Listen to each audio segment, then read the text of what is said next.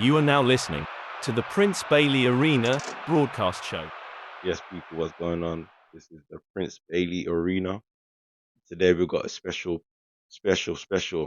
individual who's going to be co-hosting with myself, Kishan Prince, on this live. We ain't gonna call it no podcast. It's more of a broadcast for you guys to come on live, talk with us, and every now and then we will talk about matters at grassroots level, semi-pro, and obviously the professional level.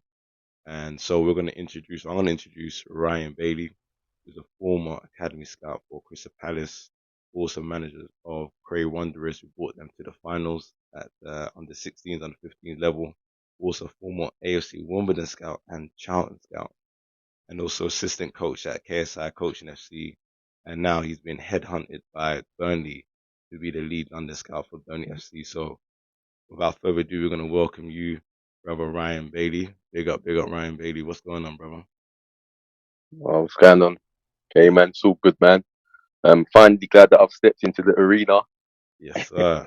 and yeah, I hope I can, I hope I can give valuable knowledge to anybody, players, coaches, scouts who call in. So thanks for having me.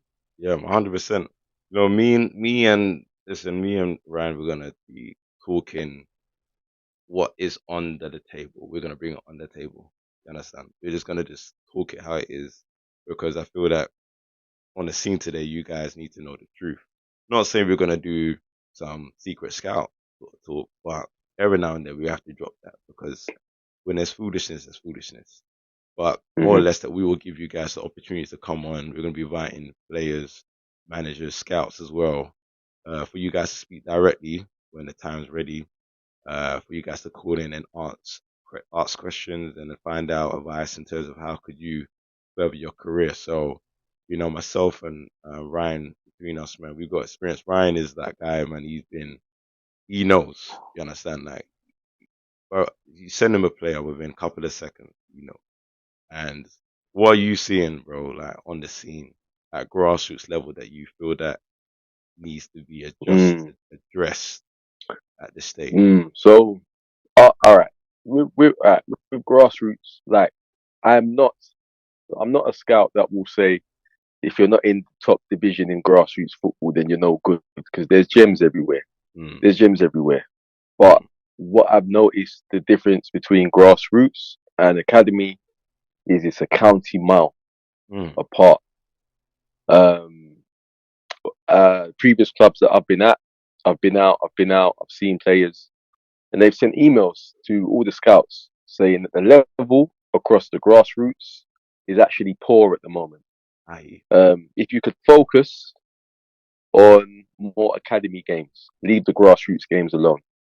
Um, I won't listen to that. I'll still go and have a look, mm, but the level is a kind as a county mile. Um, I've looked at like we've sent boys to clubs from grassroots, and I think the older it gets, maybe under 15 to under 16, it's more tough. If you mm, go into that environment, I'm not saying that it can't happen, but there's finer details mm, how you conduct yourself around the place, mm. saying please, thank you, shaking people's hands, looking in their eyes. Come on now. That's just you getting into the building. Mm, And then we're talking about you on a pitch. I would say if you're going to go into a trial or have an academy, please wear black boots. black boots. You understand? You Wear don't be black, going in there looking like no wear black Ringo. boots to show you're not flash. You're just an equal player. Mm, Yeah, you just here you don't mean no business. Yeah, mm-hmm. black boots. Obviously tuck in your shirt, respect the game. Yeah, Um, just listen to the coaches, focus. yeah, We've recently had a boy sent back from a Cat 2 academy yeah, outside of London yeah. because he was lacking the IQ, See? See? the body language. Just remember, guys, you're on a pitch. Yeah, if you're gonna if you look at Alexis Sanchez, he looked like he had like a condition, like a Tourette syndrome condition, For because he real. was always jittery, jinking and jack. That's just to put your opposition off balance. Mm, Those things they want to see. Um, body shape when receiving the ball. Sorry, not to keep going on, but yeah, it's just finer details. I mean, if we can put the scout report up yeah, and show you what was lacking, we'll do that. yeah. But yeah, there's so much that grassroots coaches, no disrespect to them, don't teach you guys. So when you get in that environment, it's tough for you. See? And this is what I've been saying. You guys know. I've been talking about the IQ.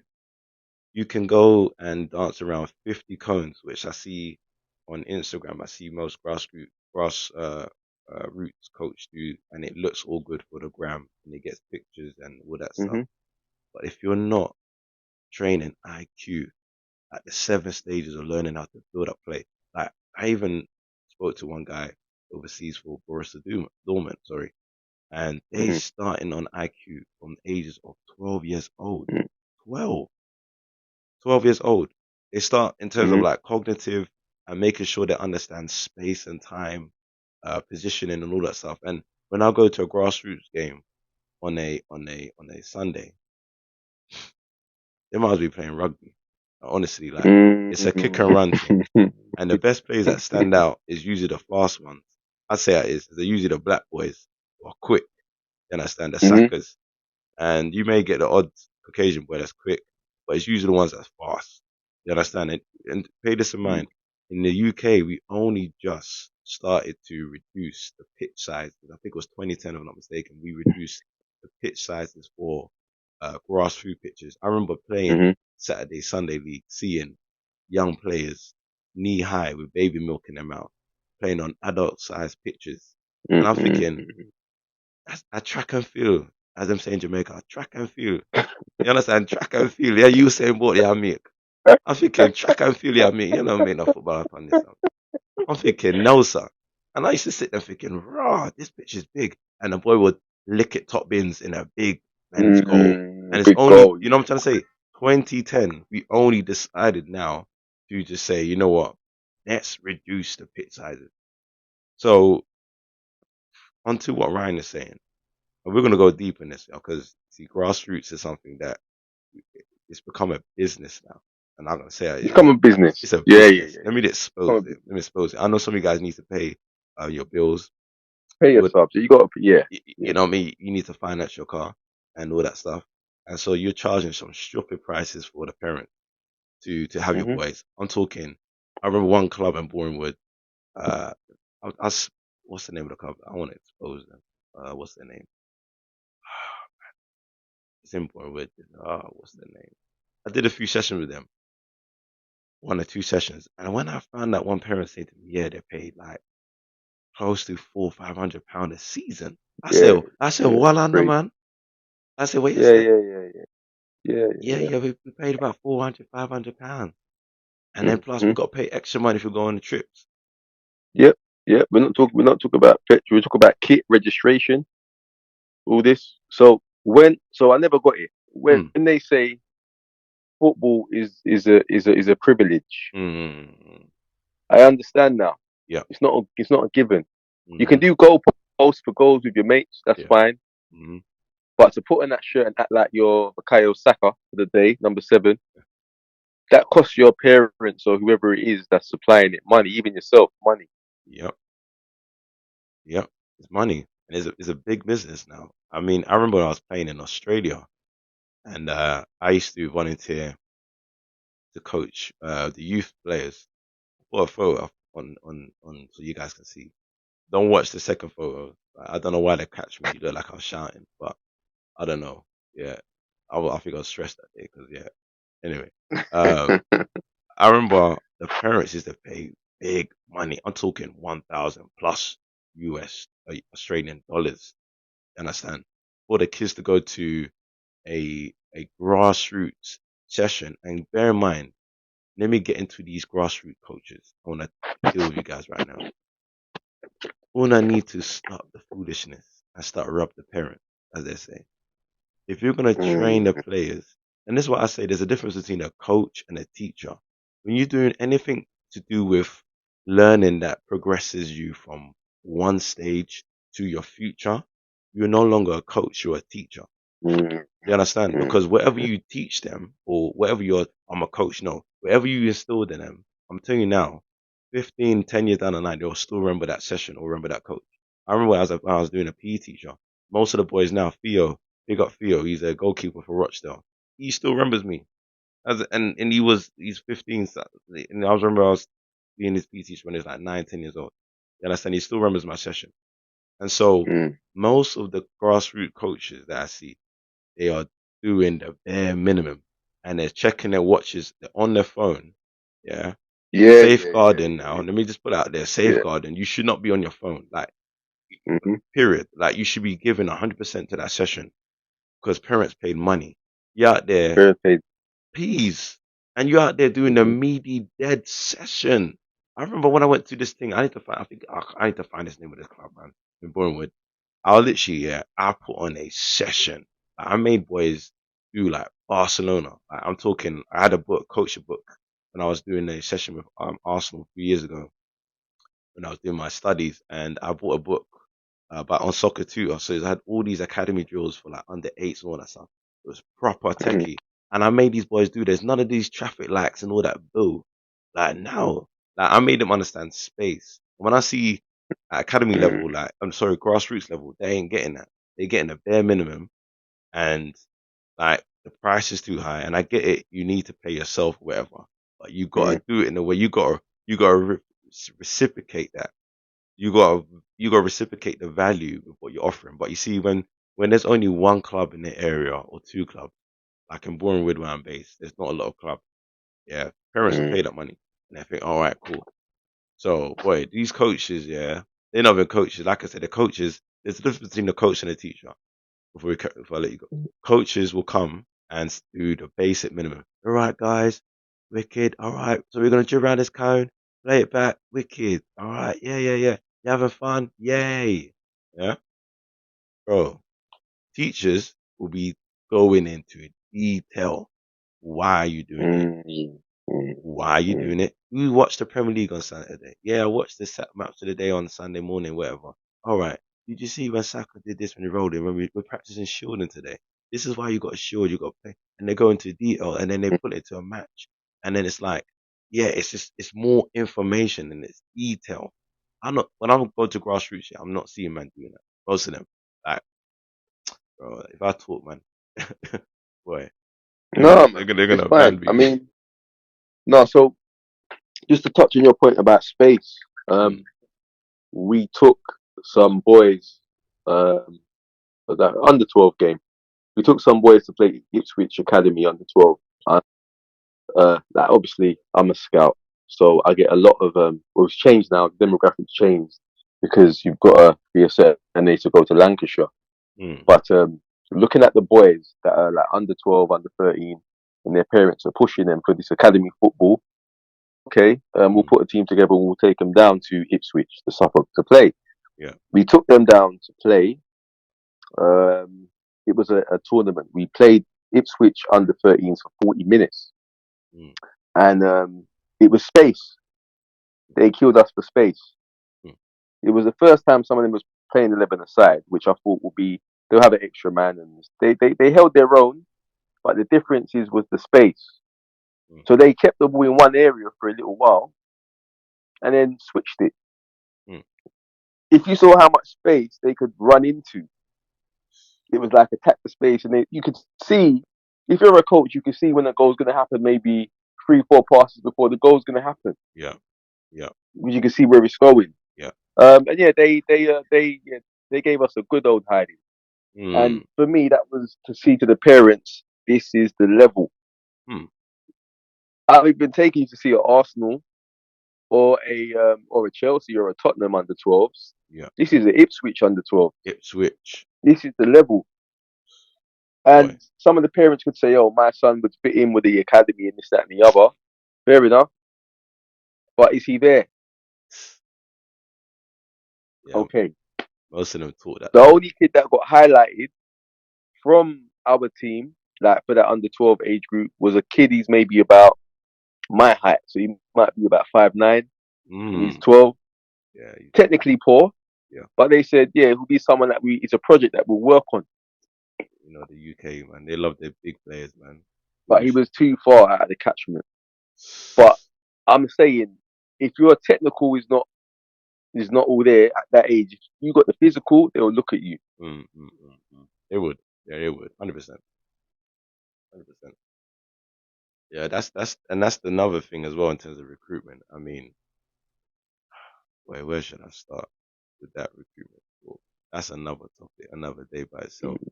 But as you rightly said, and you know it is as well when you're talking about space, the training model at grassroots got to change completely. What I mean by that, there's two types of training model. There's skill and there's something called TGFU, teaching games for understanding, which basically the skill model is this warm up. Like I'm seeing grassroots teams still sending players around a 5 lap round jog around the pitch as a warm up. Like I don't want to get. I want to get into that as well. TGFU. I would say, what I do, like, no coaches take this on board. Well, you do what you need to do in it. But I used to say, okay, if you're gonna run around the pitch, take a football with you. Take a ball. Run around the pitch, maybe once with your left foot, the other with your right foot, and then come in. That was it. Just to get a touch, just to get a feel of the football. That's all. And then I might just start with a match. Yeah. Why not start with a match? Yeah. Yeah. Ooh. Okay. So what you and done? I'm not. Yeah. Go ahead. Go on. Go. No. I'm not one to stop play and talk for 5 minutes. I'm one to stop it, give an example, and move on. I don't like hearing the sound of my own voice. I like to hear the ball move. I like to hear the ball fizz around and stuff like that. So a lot of the coaches like to hear the sound of their own voice. No disrespect to them. Yeah, fact. But sorry, what was you saying? No. Sorry. You see Ryan, he's the type of guy, he's one of them old school Spanish man. Because them man there in Spain, they don't talk. They stand there and they just same posture throughout the whole thing. That's Ryan. If you score, Ryan ain't clapping, his face is staying the same. If you make a mistake, he ain't clapping, his face stay the same. If you do a rainbow flick, you hand on his. I might upload it, but it has to be end product. It has to be end product. And you have his right hand or left hand underneath his elbow, one hand on his chin. That's if he's doing that, he is scanning. You understand? So Ryan is one of the old school ones. Like he's not one of these loud scouts. Or even I'm not saying some scouts are loud, but Ryan's that sort of guy that does that. But it's what you spoke about, yeah, with the game situation, yeah. That's exactly what TGFU model is. It's game understanding, meaning I bring you guys in. We do like all right, if we do warm up, whatever. We bring you in. We're going to do a good condition game. So if I wanted to work on, I don't know, passing, build an attack. Yeah. So we've got to do a certain amount of passes before we break forward. I'll put them into that without no teaching. I'll just set the rules. Guys, we're gonna play a game. This is what the rules is. Bam, bam, bam, bam. And I let them experience it for themselves. Then you bring them in, asking questions. How did I go? Well, we did this. I didn't do it right. Then you bring them to a skill practice to learn how could they improve in that passing ability, movement now. And then you bring them back into the game. Does it work again? Yeah, it worked. All right, we didn't do it right. All right, rotate. See that model there? Players will develop quicker with that model. You know how much times when I was used to do PE in school, where PE coaches, sorry, and they used to fight me to say, nah, just do the old school, man. Just do skill the game. I said, because I see kids be sick doing the skill part. But when you go to games, they can't do it because of why? Pressure. Pressure, my friend. And because they have not learned it first in a pressure situation and they have not understood to say, all right, so what I used to do, yeah, I used to have like a game. So if I had like a class of 30, whatever, there'll be a game, skill section, and there'll be another game happening. And I'll just get them to rotate. And I literally just not even be coaching, literally. I'll just literally be just managing. And players will be coming together, maybe making understanding that, yeah, we've got to do this now. Come on, Joseph, now, man, we're doing a pass a bit here. Make sure it's here. Bring it to a game. Yeah, coach, yeah, we made better passes now because why? Now they understand. And I feel that model of TGFU, more games in training, that or understanding will further help develop the grassroots and get out of this warm up skill game. Go home. Cool. You guys had fun. Put your hand up. You had fun. All right. Go home now. All right. Bye. See you later. All right. Next week, guys. Remember. All right. Parents, we'll text you in the group. All right. Yeah. Forget that. No. Bump that, bro. So all the models got to change. But again, bro, you know how it is over this country. everyone's singing from a different song sheet. Premier League No, is different from the non-league. no. I mean, like I'll give a success story maybe on the grassroots front. Mm. Just obviously it's not all doom and gloom. Yeah. I got a phone call from a grassroots scout, no, grassroots coach who was with me at Wimbledon. He's still there, Mm. but he messaged me and he was like, "Oh, obviously congratulations with your new position. Yada yada yada. I just got some good news. I've spoken to a lot of the boys, and I've adapted of what you told me on the mental component Mm. more than anything else. More than anything else. I'm just trying to get these boys to know that this game ain't fair. They've got to work on this resilience, dealing with adversity, dealing with losses. We've actually focused on that Michael Jordan like mentality. I'm not saying the Mamba mentality. I'm talking about the Michael Jordan Mm. mentality. Mm-hmm. Yeah, I'm talking about you getting cut from your grassroots team, Yep. then going on to becoming the greatest player ever. Yep. Which happened to Michael Jeffrey Jordan, obviously. But if you know, you know. Mm. But yeah, he's talking about that side. He's saying, okay, these boys have got opportunities in Norwich and these clubs now because we're focused on the mental side of things now. Wow. If they get in, they get in. If they don't, they don't. But they're just being exposed to that environment. Mm-hmm. A lot of guys think, all right, I've got the trial, the work is done. You've got the trial, not even scratching the surface. You ain't even got through the door. A lot of the boys that go to grassroots to academy feel they're getting bullied Bullied. because, like we've said before, in certain, if you've heard this before, these guys at these clubs have mortgages to pay. If I take my team, for instance, I don't know, let's say Barcelona C, yeah, academy. Yep. If I take you lot to play Canby Island academy and Canby Island whoop me, I've got to go back to Barcelona and explain how I lost. Yep. Yep. A lot of these showcase teams, when they beat these academy teams, that coach is under scrutiny. Yep. Yep. It's a results business, all levels, including with yourself as players. Yep. What results are you getting during the day? Do you get what 100%. I'm trying to say? 100%. 100%. And this is why, again, the importance of grassroots coaches, because remember, I can't remember the number of grassroots teams, but we have a lot of grassroots teams in London too. It's saturated is the right word. We have a lot of quantity, but not a lot of quality. And and again, and there's some that I've seen guys on Instagram and they focus more or less on the technical aspect. And I know I want to mention their name, but this particular chap anyway.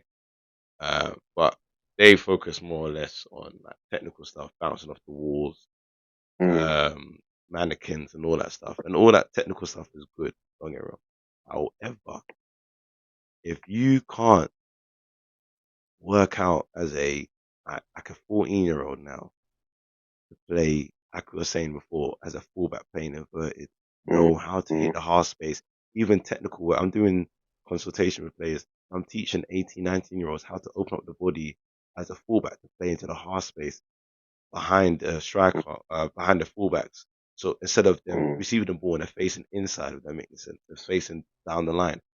I'm talking about those basic technical um, body adjustments and stuff that they're not being taught. You know what I'm saying? I'm talking to players who've been playing academy grassroots football for years and they don't understand about not even know what a half space is or even a low block. They don't even know how to build up attack. They don't know how to control the tempo. They don't even know how to read patterns of play. They don't know how can they create overflow. They don't know how about when to read, when there's an overload. How should I back off or should I join the overload because look, I see man there. Sorry, three man there, and there's two of others. Let me join in that, and we can get out of that situation. You know what I mean? They're not. That's what I said about this Rondo thing. Many coaches are using Rondo just for warm up, but they're not translating that into game. They understand about Yeah. Rondo. Rondo is meant to be for But overload.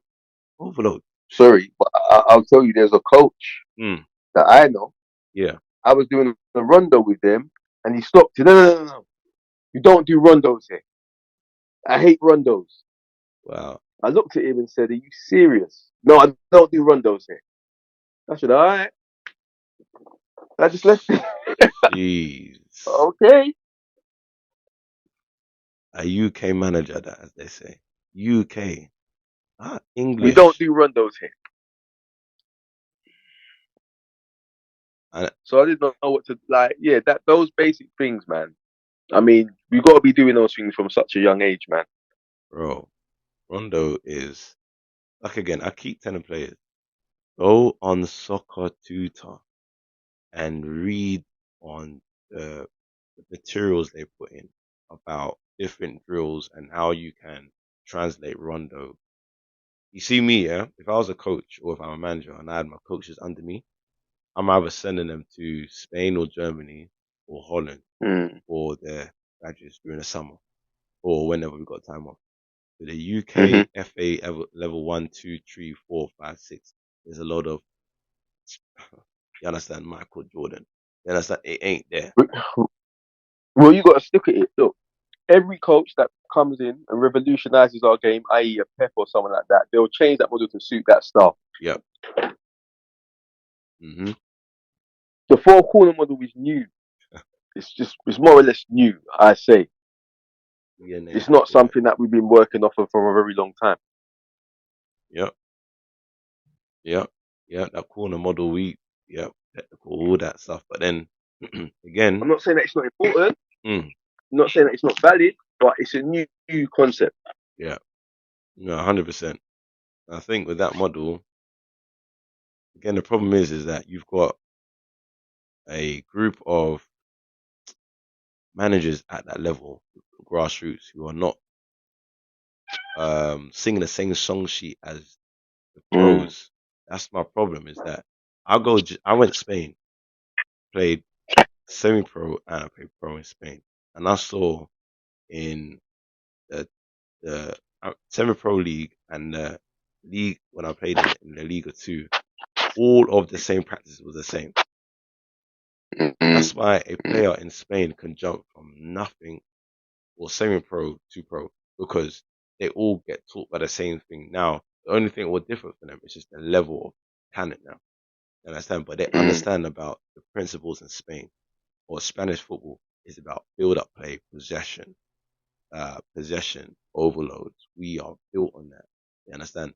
If I go Mm. and if I go to a team in, like I said, up here in Bournemouth, yeah, and I go and watch them play, they not be playing that sort of football. But then I go to Arsenal, that's like a couple of minutes down the road from there, yeah, and they're playing a totally different type of football. That's how it is over in this country. It's like they're not Mm. they're not all following the same song sheet. So then when clubs now at that level want players that can come into their system, they can't find them because they're not singing the same Mm. song. We trying to dance to R&B, you trying to dance to rock. Like we need R&B singers, you trying to raise rock and roll. And Mm. so and you got these old school English man. Nah, forget all that. Nah. You got to play like this. But then, or you go play Arsenal's under eight. Like I remember, like I heard loads of stories about how Arsenal's under nines a couple of years ago they were frightening good.